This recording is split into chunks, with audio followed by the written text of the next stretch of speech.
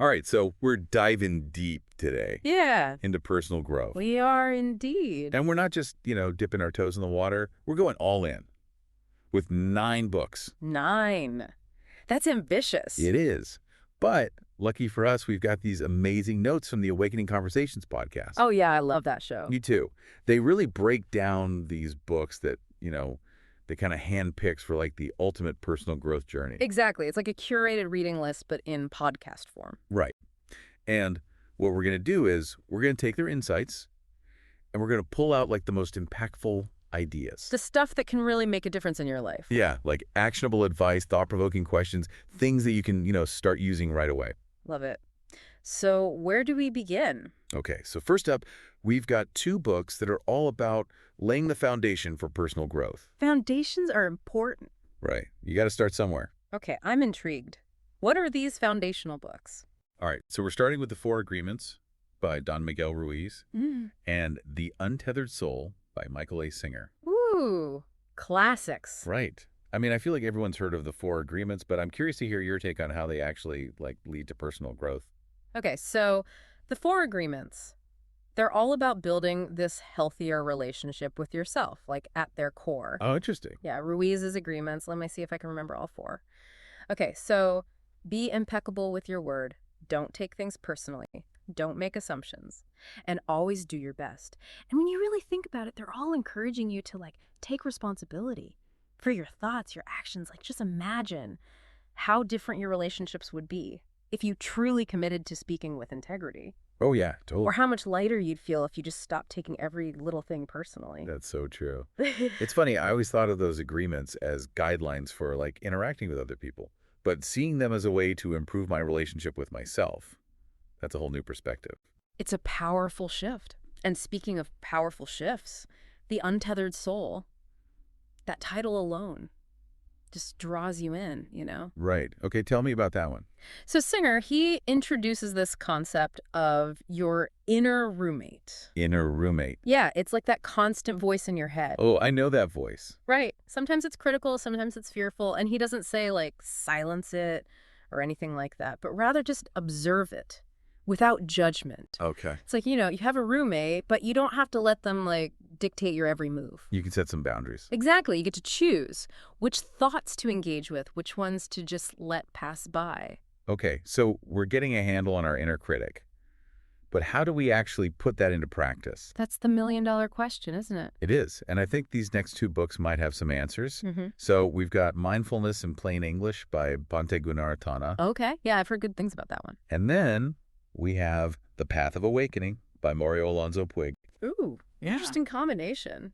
So are these all about practical techniques or... Yeah, exactly. How do we take those foundational ideas and make them a reality in our everyday lives? All right, I'm ready for some practical wisdom. Okay, so first, Mindfulness in Plain English.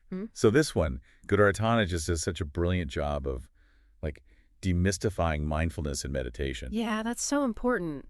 Because meditation can feel really intimidating to some people, Totally. Yeah. But he shows you that it's not about, emptying your mind or sitting on a mountaintop for hours on end. Right. It's not about being a monk. Exactly. It's about paying attention Right. to the present moment with openness and curiosity. Being present. I like that. Yeah. So, imagine you're having your morning coffee instead of, rushing through it while you're scrolling through your phone. Which I am so guilty of. Right. But instead, you actually taste the coffee. You Yeah. feel the warmth of the mug in your hands. You notice the sunlight streaming through the window. It's about bringing that level of awareness to everything, even the little things. I love that. Bringing mindfulness to everyday moments. It's so much more accessible than, the stereotypical image of meditation. Right. No mountaintop required. Exactly. All right. So what about the path of awakening? You could tie into that mindfulness practice. It does. Puig, he's really focused on the mind-body connection. Ooh, interesting. Yeah, he shows how our thoughts and emotions can actually impact our physical well-being, literally. Well, And he argues that self-compassion is just crucial for navigating challenges. self-compassion. Yeah. Think about it this way. Would you talk to a friend the way your inner critic sometimes talks to you? Probably not. Right. So why not extend that same kindness to ourselves, especially when things are tough? That's such a good point. So, okay, we've got self-awareness, we've got mindfulness, we've got self-compassion. It's like we're building a toolkit for life here. I love that analogy. But things are about to get even more interesting Oh, how so? because now we're getting into vulnerability and strength. Vulnerability and strength. That's an interesting pairing. Right. They seem like opposites.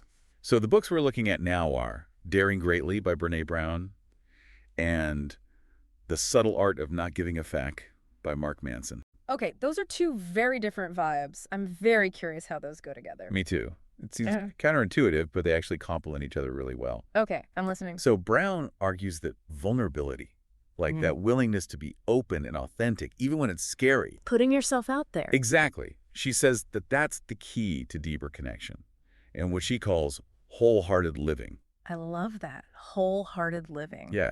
And it's about like letting go of the need to be perfect and allowing ourselves to be imperfections and all. That takes a lot of courage. It does.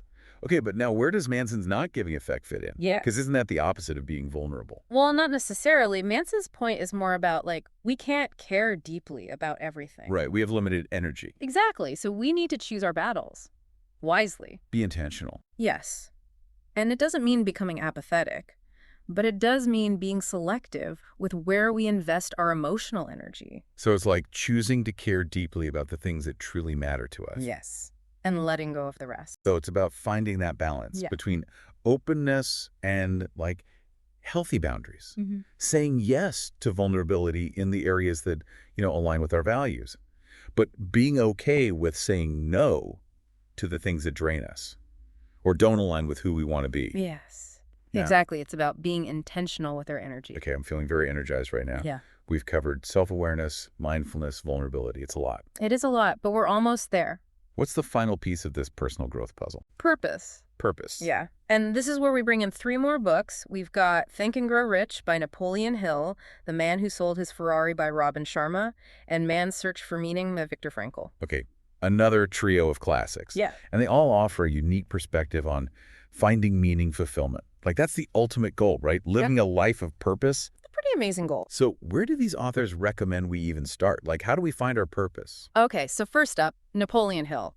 His book is a classic for a reason, and he really emphasizes setting clear goals and pursuing them relentlessly. Going after what you want. Yes. He argues that success is within reach if we have the right mindset and, like, a burning desire. That fire in your belly? Yes. But it's not just about material success, right? It's about aligning your goals with your deepest values and passions. So it's about knowing what you want to achieve. Yeah.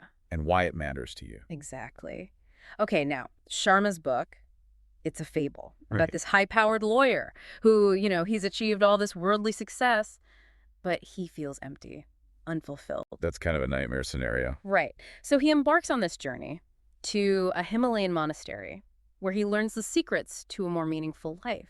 Things like meditation, self-reflection, service to others. So it's about more than just like the external achievements. Yes. It's about finding that inner peace and connection as well. Finding that balance. Exactly. And then we have Frankl, who, his story is just incredibly powerful. He offers a perspective on finding meaning in the face of just unimaginable suffering. Right. He was a Holocaust survivor. He was. And he witnessed firsthand the depths of human cruelty.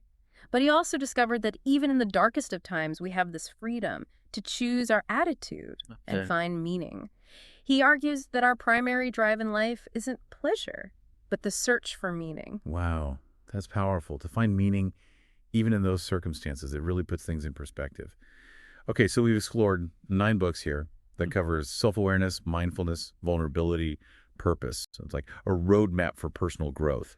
This journey that starts within and ultimately leads us to a more fulfilling life. I love that. A roadmap. Because, it's not a straight line. It's a journey with twists and turns and ups and downs. And these books give us the tools to navigate it all. They do. And, they offer so much knowledge and inspiration. But it's up to each individual to decide which books resonate most with them, which ideas they want to explore further. It's about finding what works for you. Exactly. So I guess the question is, where will you start? Which book will you choose? And how will you apply its wisdom to create a life that feels more aligned, more fulfilling, more you? Keep those questions in mind as you continue exploring these ideas, because this is just the beginning. The beginning of an amazing journey.